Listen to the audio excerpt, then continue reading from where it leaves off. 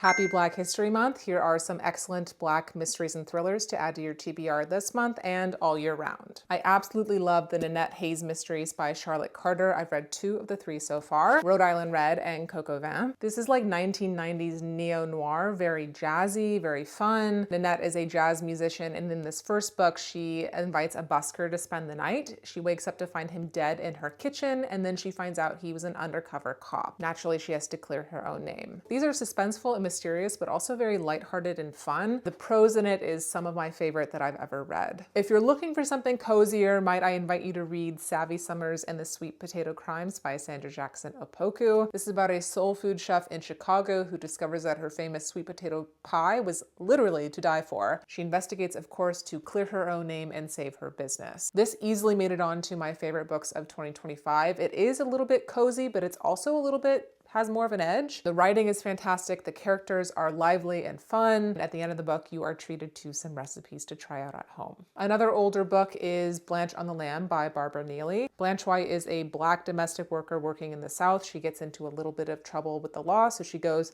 on the lam. To hide, she finds work at a summer home of a wealthy family. When a dead body is found and she is the prime suspect, Blanche, of course, investigates. Some of my personal favorite sleuths in mysteries are people who are supposed to be like background characters traditionally. Blanche uses her skills as a domestic worker to work in the background a little bit to try to uncover it in a way that feels comfortable for her. Overall, really excellent mystery, and it's considered a classic. It won both the Edgar and the Agatha Award for Best First Novel. We Don't Talk About Carol by Kristen L. Berry came out last year. This is about an ex-journalist who finds out that her aunt was one of 6 Black girls to go missing in the 1960s in North Carolina. She makes it her mission to track her down. I would call this more suspense than thriller or mystery, but there is a pretty strong mystery in it. It's a deep dive into family, community, the pursuit of the truth, while calling attention to the fact that Black girls historically receive less attention when they go missing versus their white counterparts. Definitely more of a slow burn, but very, very worth it, especially when you get to the end. It's quite emotional. The Scammer by Tiffany D. Jackson follows a college freshman at an HBCU. Her roommate's brother moves in and starts getting a little bit too influential. If you ever want to read a thriller where you're like,